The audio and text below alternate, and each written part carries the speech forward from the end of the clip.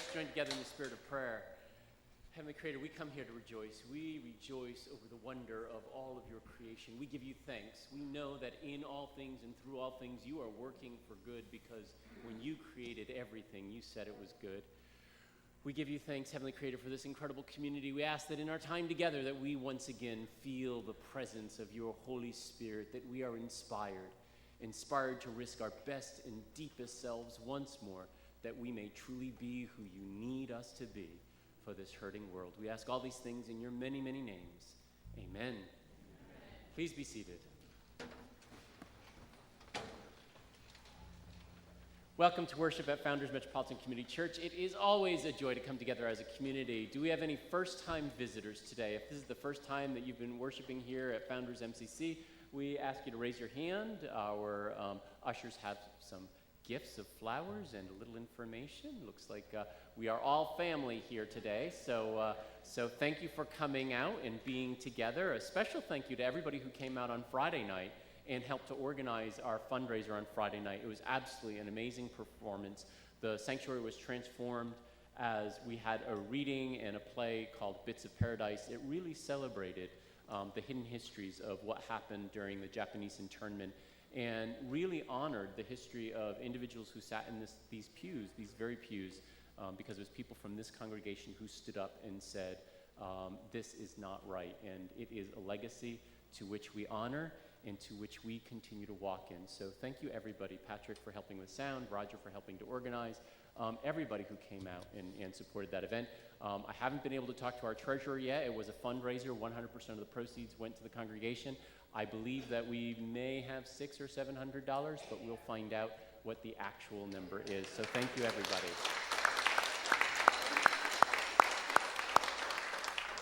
And on that happy note, I do now invite you to rejoice in seeing people from our own community. Rise up as you're able, greet those who are near you, and say, welcome to this place.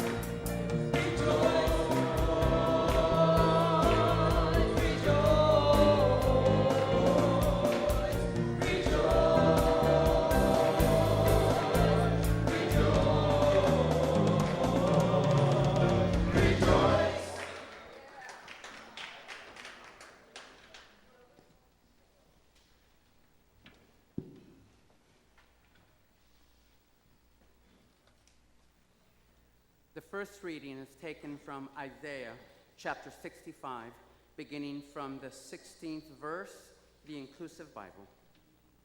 Our first reading shares God's vision of heaven on earth as described by the prophet Isaiah. Then those invoking a blessing in the land will bless by the power of God's faithfulness. And those invoking an oath in the land will swear by the power of God's faithfulness.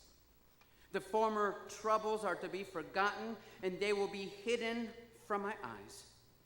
For I am about to create a new heaven and a new earth.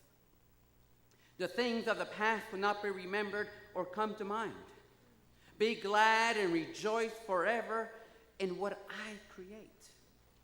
For the days of my people will be like the days of a tree, and my chosen ones will enjoy the fruit of their labors.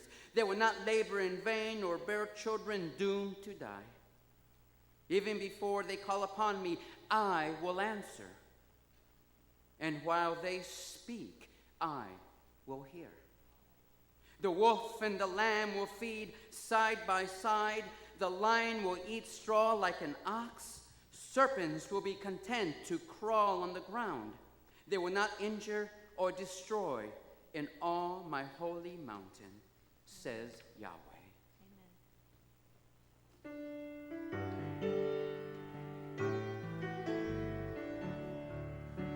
Come on, let's sing. Draw the circle,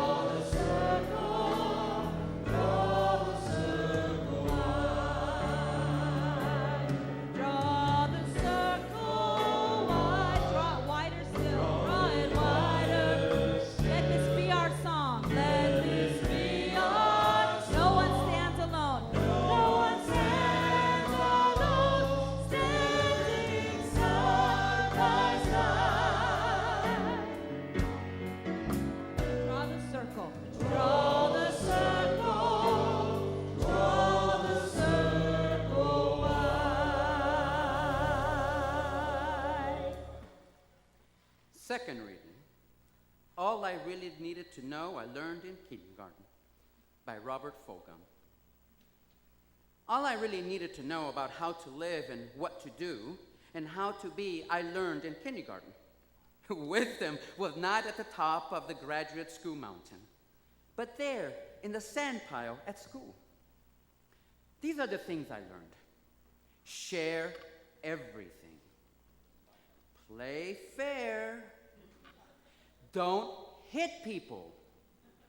Clean up your own mess. Don't take things that aren't yours. Say you're sorry when you've hurt somebody. Wash your hands before you eat. Flush. Warm cookies and cold milk are good for you. Live a balanced life. Learn some and think some. Draw and paint and sing and dance and play and work every day some. Hear what the Spirit says today. Thanks be to God.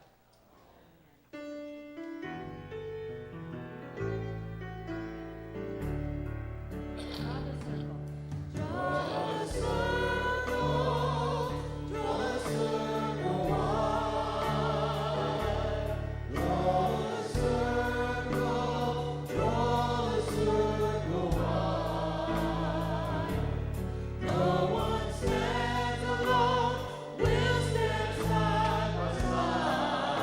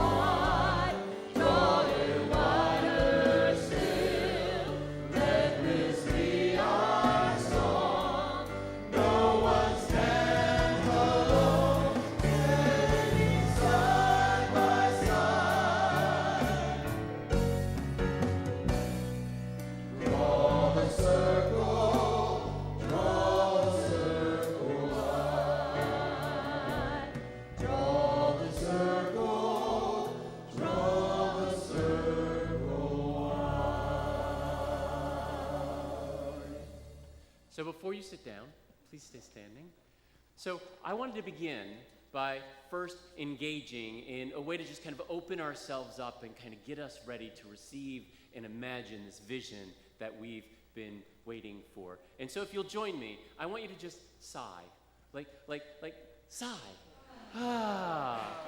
That's right. Imagine that all of that stuff, all of the stuff of the world, all the stuff that you're carrying around with you, all of the anger that you have, the regrets that you have, the relationships that are broken, all that stuff that's built up inside, that you're just going to let that stuff out so that there's enough room for God's vision and imagination to fill you. So just kind of like do it and shake it all out with your body. Just kind of let it go. Ah. Okay, one more time. One more time. Let's be silly. Ready? Ah. Okay, now you can be seated. I begin up here this morning because Camille told me that at the 9 o'clock service when I did that interactive exercise, we had a problem with my microphone. And so I promised her that I would try to comply.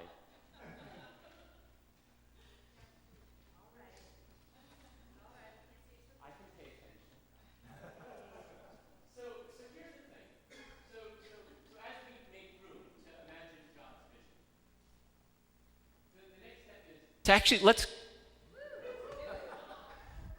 Can you hear me now?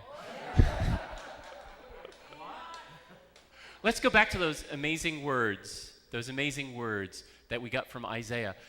God gives Isaiah a vision.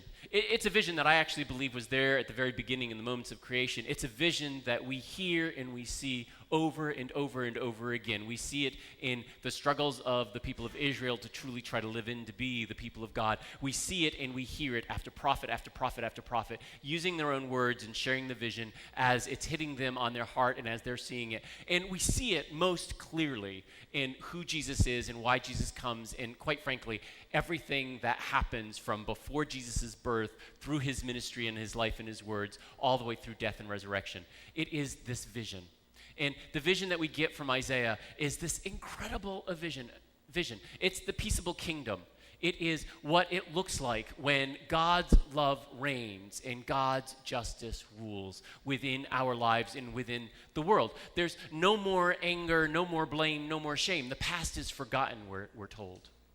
Well, if the past is forgotten, it's forgotten because, why? Because there's this thing called grace and forgiveness. Where have we heard that before?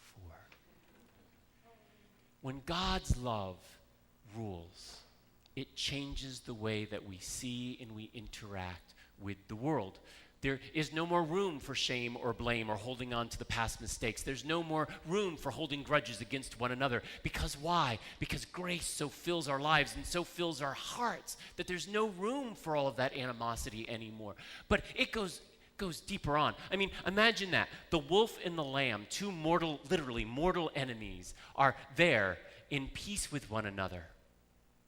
The lion and the ox are there, no longer threatening one another. There is no more room for fear because love has so filled and populated all creation, like in the beginning and in the end, and I believe what is possible even in this day, that fear no longer needs to rule, and when fear goes away, so too does violence, so too does hate, so too does all of the different things that we hold on to and hold against ourselves and one another. And I believe the vision is so big and so profound that not only can lion and lamb and wolf and oxen and sheep coexist, I believe that there's no longer any room or any need for elephants to rampage all over society or for donkeys and asses to have anything to obstruct anymore. I believe that this vision, if you look at the vision, we see that youth live and grow up because why? Because they have everything that they need to nourish them and nurture them. Gun violence ceases and violence no longer takes lives too quickly. The elderly are productive and fully included in the life and in all of society. Because everybody has everything that they need. We use the gifts that we have. We use everything in God's creation, everything that is already God's. We use it in order to ensure that everybody has enough. All of the basics of life are taken care of. Food, shelter, security, safety, healthcare are not only affordable and available, they are truly accessible to all people, no matter who you are and where you are on life's journey. This is what it looks like when justice is the core principle and love is the answer. This is what it looks like. Now, if you're wondering, what is it exactly that I'm playing at? Because that sounds really big and that sounds really great, and maybe if we just wait a couple centuries or more, maybe God will make that all happen. What is it that he's playing at? I actually believe because of who God is, because of how Spirit works, because of what it meant for Jesus Christ to live and die and to be resurrected again, and because of who we are as children of the living God, I believe that we not only have the power within our own lives to glimpse this incredible vision and to hope for this incredible vision, but we actually have the means to make that vision come real, come alive, become present within our lives, our relationships, within our community, city, and then the world. I believe that, like what Robert Fulghum says, the answer is not found at the top of some graduate school mountain. I actually believe that the answer, my friends, is found through the transformation that happens when we go through life with openness and wonder, when we live in celebration and awe of everything that is part of God's creation, including you and including me, and most importantly, when we embrace and become open and available to play. To play. Researcher Brene Brown, she says that after having gone through all of her research and interviewing thousands and thousands and thousands of people and trying to figure out why is it that some people have capacity and resiliency and are able to go through life with joy despite all kinds of horrible, tragic circumstances, and why other people whose circumstances don't seem to compare seem to get down into that deep, deep hole of depression and really, really struggle to move beyond. She wanted to know what the difference was. And what she actually ended up discovering in her own research was she said that people who are joyful and resilient, she found out that they laugh a lot, that they explore what life has to offer, and they make time to play. But here's the thing. Bob Stewart, who is an expert, one of the world's experts on play, he spent his entire life working on and researching play. And I'm thinking if you're going to spend your entire life on something, that's not a bad place to begin. But he has done all of this other research, and he says it's actually the other way around. He says what Brene Brown was actually discovering was the result, not the cause. He says, through all of his research, what he has actually found is that when we play, when we laugh, when we are open to wonder and joy, we build resiliency in a capacity. We put life in perspective. We change our understanding of who we are in relationship to others. Fragmented relationships become interconnected, and we then live lives that are joyful and have built the capacity to deal with whatever it is that life deals with us. The transformative path to our lives, our relationships, our community, our city, our country, our world is found in the most amazing place. It's found in our capacity and our willingness to learn how to play once more. This, I believe, is what is the vision that Isaiah gives us when lamb and wolf are no longer threatened. And if they can get along, I believe, so can we. The National Institute for Play, and yes, there is actually a National Institute for Play, they actually say that they have as part of their mission to try to explore the human potential through play and to find the transformative capacity that happens because of play. All of this talk about transformation, all of the work that we may want to do in our lives, in our community, in society, in the world, it ain't found in the mountaintop of the graduate school. It ain't found in the halls of power in Congress either. It's not found by this bill or this party or this legislation or this protest.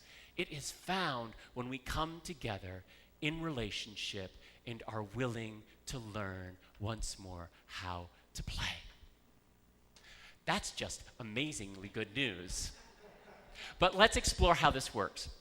But in order to do that, this is audience participation. I'm going to need you to fully participate. And so imagine, if you will, this side of the room, can you make the sound of a polar bear?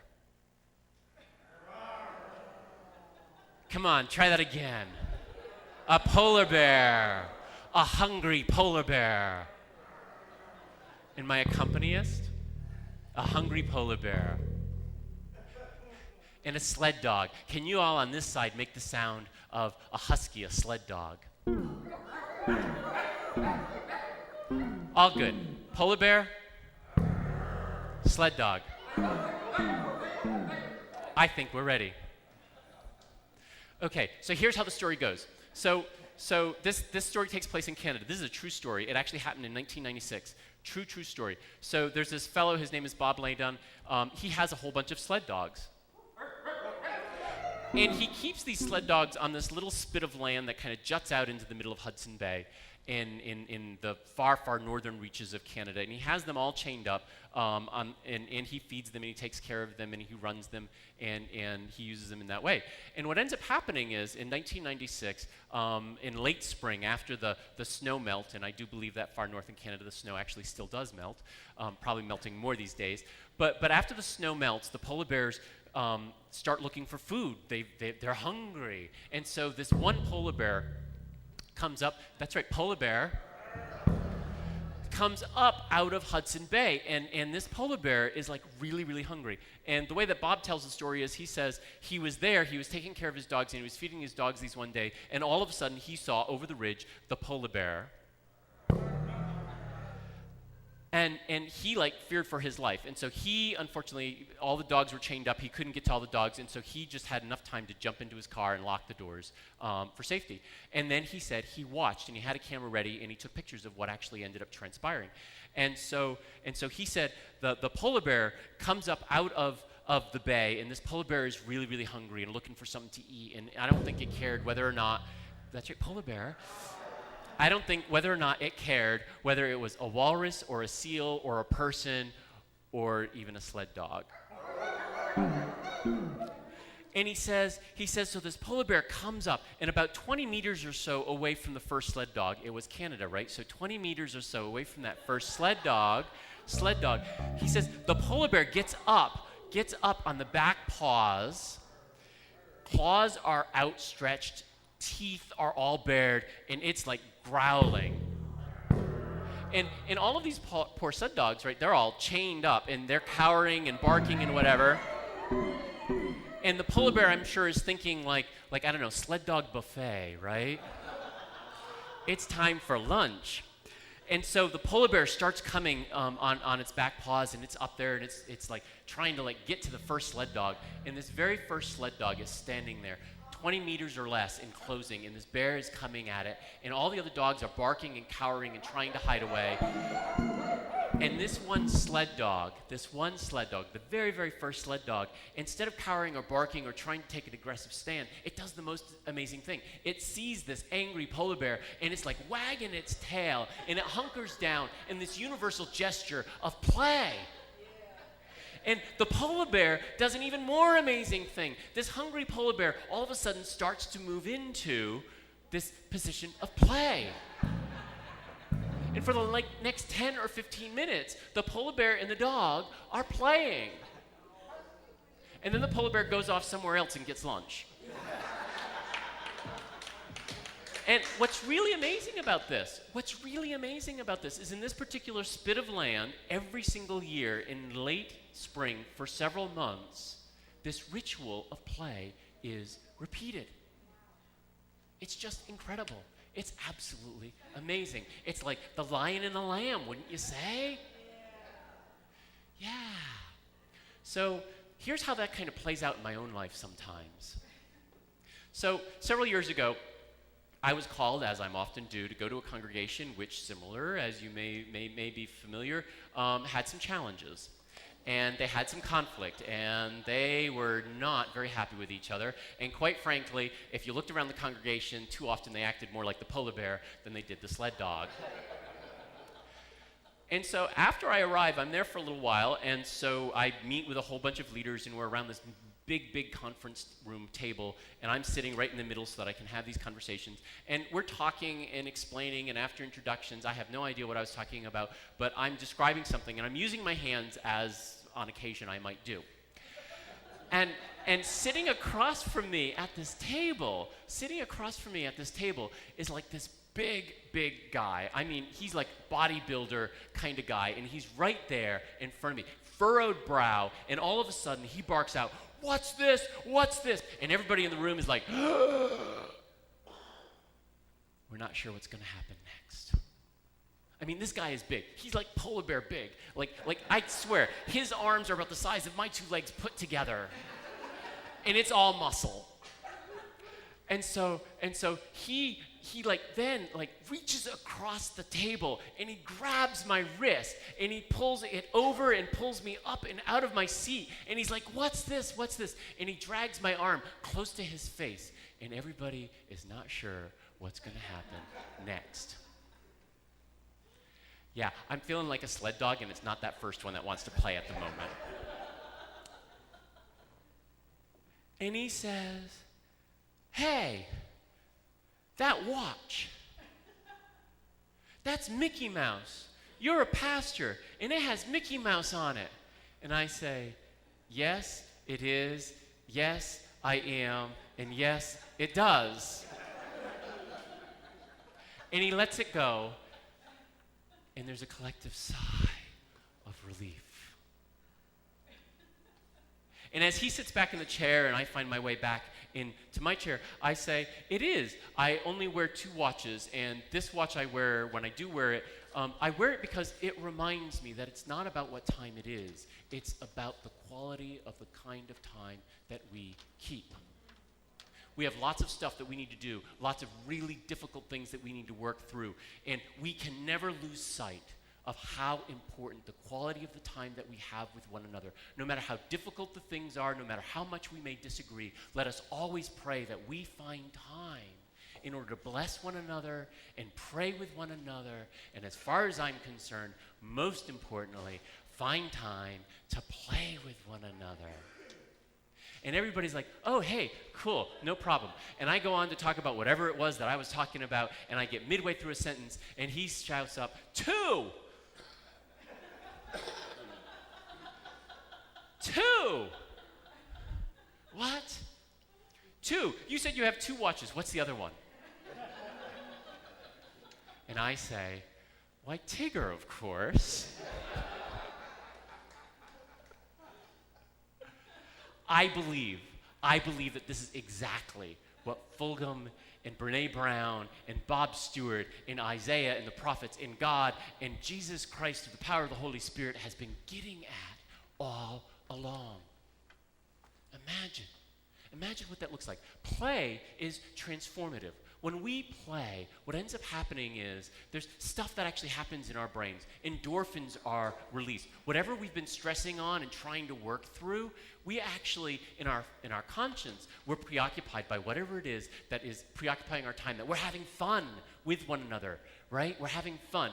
Well, your subconscious is then actually able to kind of relax in and start to put the pieces back together in creative ways. We make connections that we otherwise wouldn't connect with if we just tried to think really, really hard about it. It's like we start to use a whole different part of our gifts in our brains, in our life, and it opens us up to see things that prior to that we just wouldn't have seen no matter how hard we tried. Play changes us. Physically, chemically, it changes us. It changes our relationship. When we play with somebody, we feel more connected. No matter what the past was, we have the present, and in that moment, it transforms our life. And if we transform our lives and our relationships, I promise you, we begin to transform the world. We live in a world that needs to play more. We live in a world that is too strung up and strung out, self-medicating, and trying to get angry at one another. There is too much animosity. We need to step back and see each other, start to engage more like the playful sled dog than the angry polar bear, and know that in doing so, we make space for spirit, God's playful spirit, to play in us and with us and through us once more. This is the power of play. You know, at the end of Robert Fulghum's All I Ever Needed to Know, I Learned in Kindergarten, when he finishes his 16 different principles about the things that he learned, he closes with this really powerful statement. And that powerful statement is something like this. He says, wouldn't the world just be like so much better off if everyone, not just kindergartners, if everyone had warm cookies and cold milk at about 3 o'clock in the afternoon and grabbed a blankie and had a little nap? And what would the world be like if governments had the policy of putting things back where they found them and cleaning up after their own messes?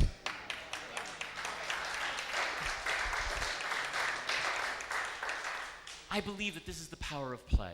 I believe that this is what we've been playing at for the last 48 years, that we have developed a capacity, and that what we need to do is find out, how do we have fun more? How do we create more social events? How do we come together in ways that open us up to this creative wonder that God is inviting us to?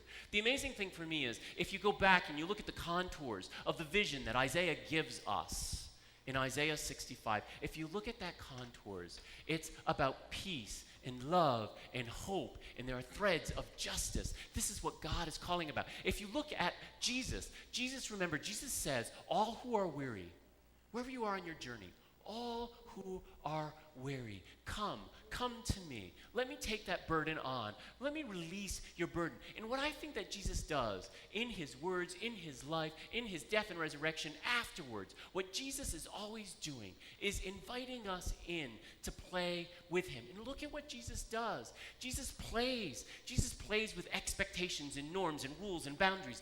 Jesus is always playing at creating a better, more productive, more loving, more just world. And I'm going to tell you, isn't that the kind of movement that we want to be a part of? Isn't that the way that we want to start to follow? And if we truly want to follow this way of Jesus, my friends, it means that we need once more to learn how to play. We need to learn how to pray too, but we need to learn how to play. And so as we enter in to this next phase on our collective journey, and this journey that you're about to take, without me being present, let us find the time and the capacity to open up to one another. And when things don't quite go the way that we thought that they were going to go, let us open up and wonder and find out, how might we play with the possibilities that emerge because of that? If we have conflicts with one another, let's invite people out to coffee and break bread and maybe go bowling or go to an art show, or somehow, one way or another, do mini golf. Whatever it is, let's find time to play. And I believe that the best wisdom that we can hold on to is that this is always true. As we head out into the world, wherever we are, whoever you are, it is always best that when we go, we hold hands and we stick together. Amen.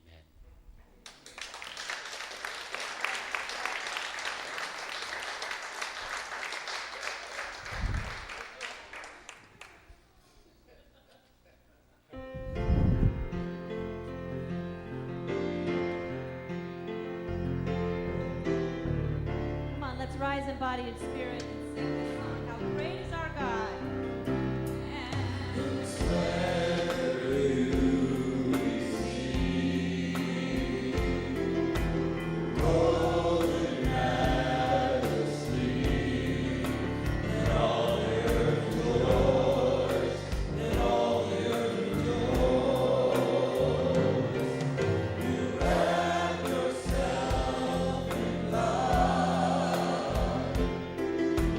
God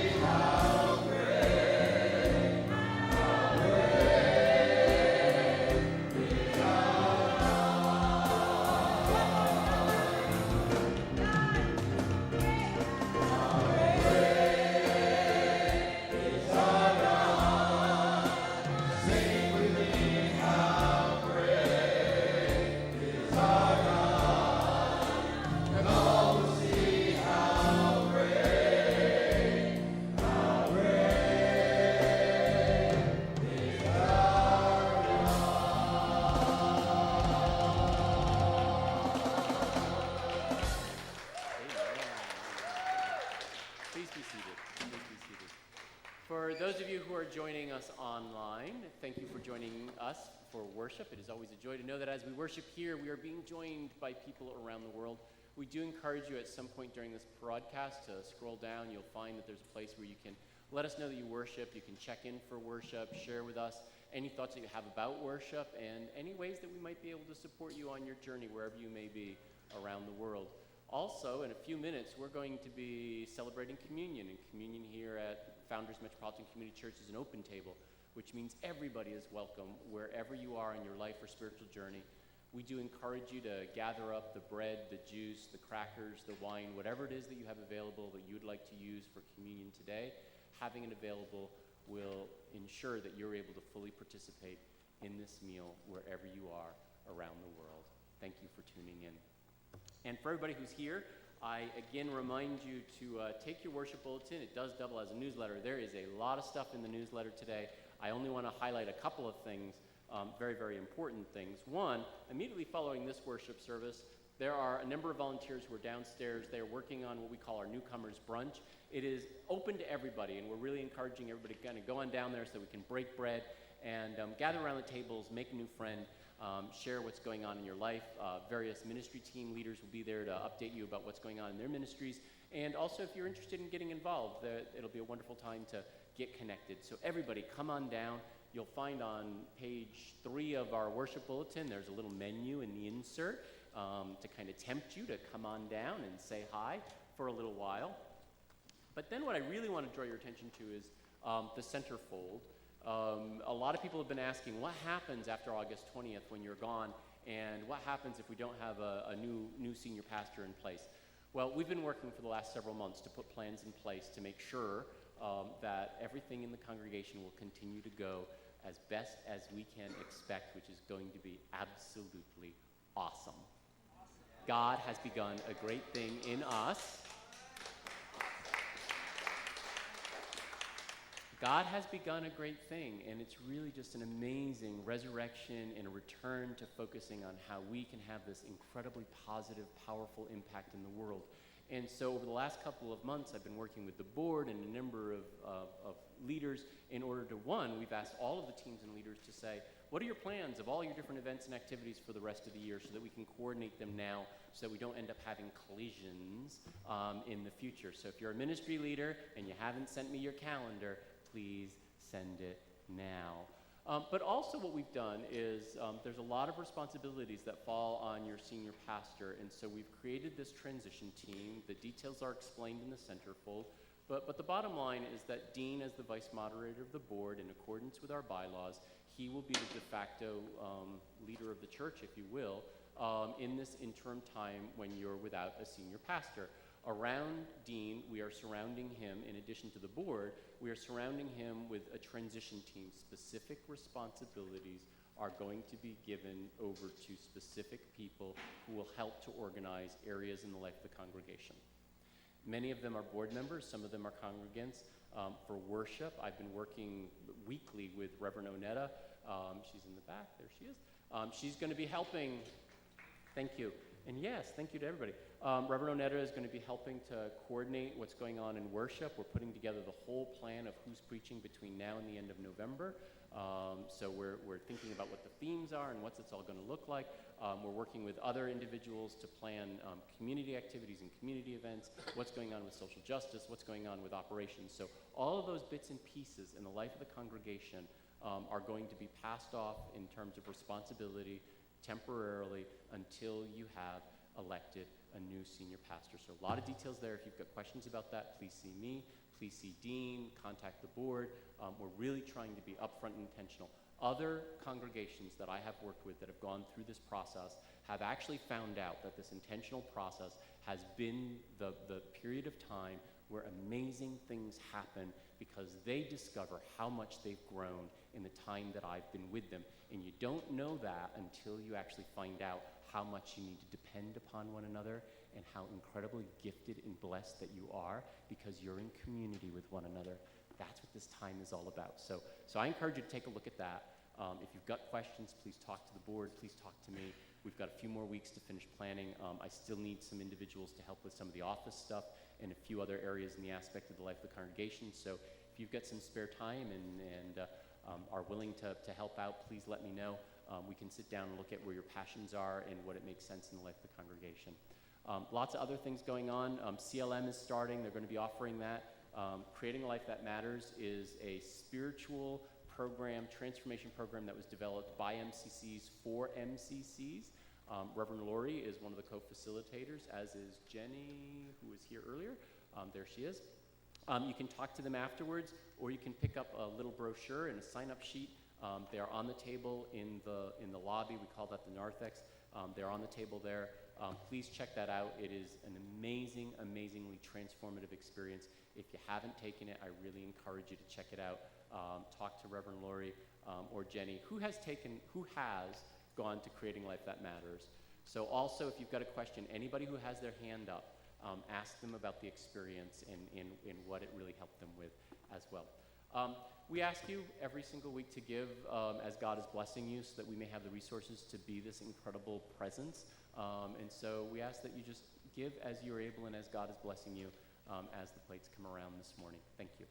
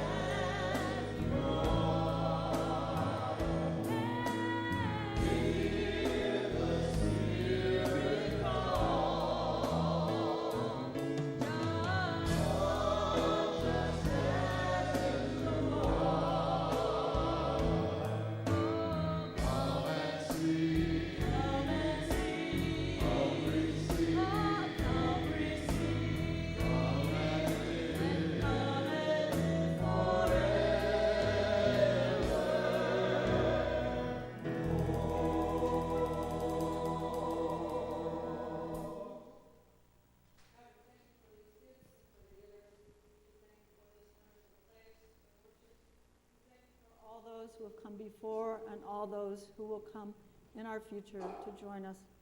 We give you all gratefulness and thanks and praise. Amen. It's time for us to learn to pray and play together. So I'd like for you to offer up the most tender, vulnerable part of yourself, which would be the little person in you that's directly from God.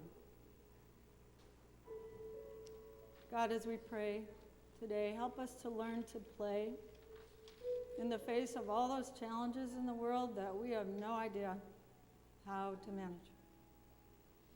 So God, if play is the most important thing and not work,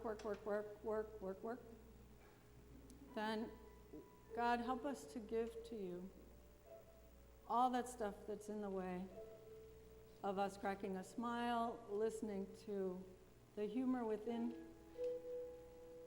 God, we ask that your Spirit would come and enliven us each and all those people who are watching now and in the future, all those people who are needing this message of peaceful living.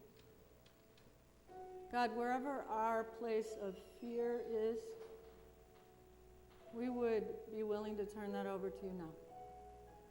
Touch our fears and let them transform into newness and joy of life. And God, wherever those places of turmoil and those places that need to be healed in us and in our world, God, we ask that you would reach and touch us now. Be with those people around the world who are in such desperate need. They don't even know how to smile. So God, we lift up this church, we lift up our purpose, we lift up each other, and all those people who are crying with need to come and join us in play, in standing together, and never letting go of each other's hand. And so we entrust all of these things to you in your many precious names. Amen. This is the time that we've been preparing for.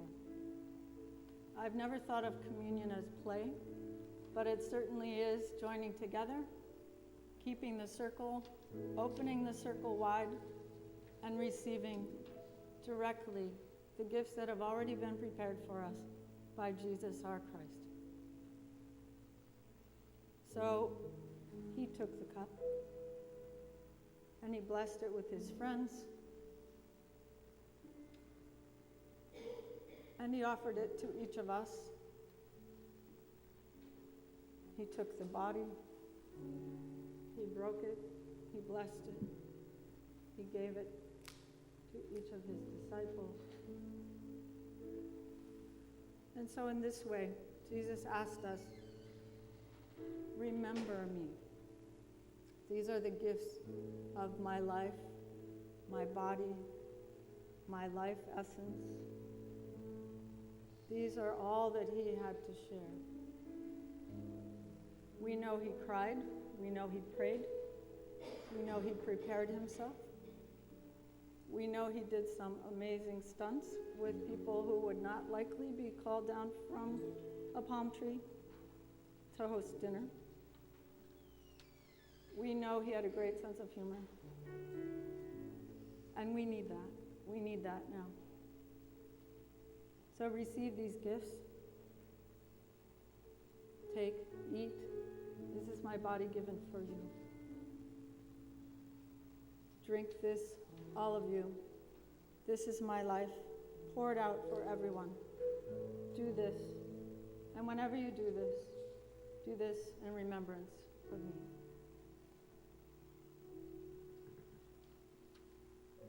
Would you help me to bless these elements?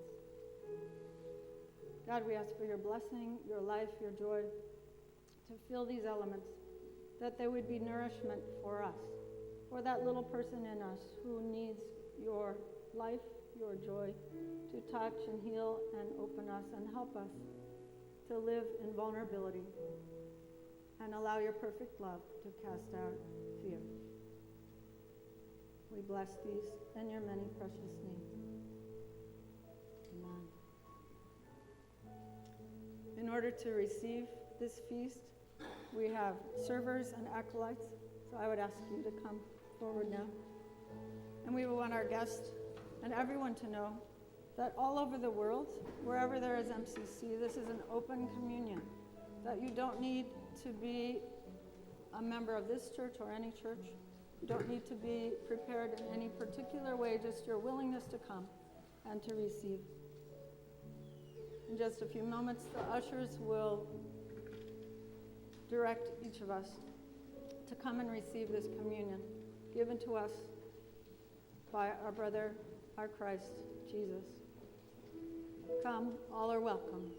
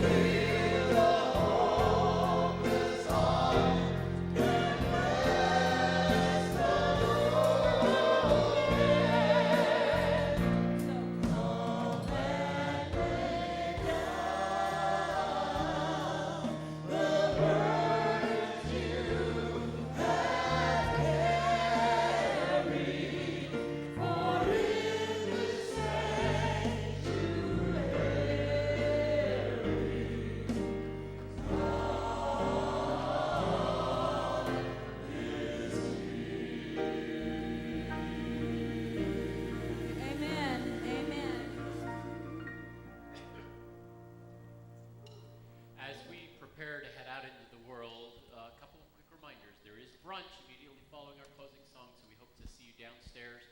There are volunteers who've been just cooking up a storm, and so we invite you to do that. You'll find in your pew backs that there are these new cards. They are for you. If you do have a vision, if God has touched your heart, fill them out. You can put them in the vision box in the coming days and weeks. And as you leave, I'm reminded one of the great pieces of wisdom of Robert Fulgham is, I think that it would be a great thing if at 3 o'clock in the afternoon we all had cold milk, warm cookies, and laid down for a little nap. Yes. Now, I can't promise you the cold milk, and I can't do anything about whether you have time for nap, but as you leave, there are little bags of cookies. I do encourage you, they are homemade, I do encourage you to grab a bag. There are plenty for everybody.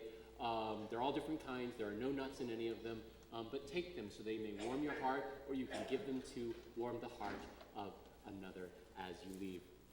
So as we do go out into this world, may you remember that the Spirit of the living God lives within you, and that Spirit is a playful Spirit.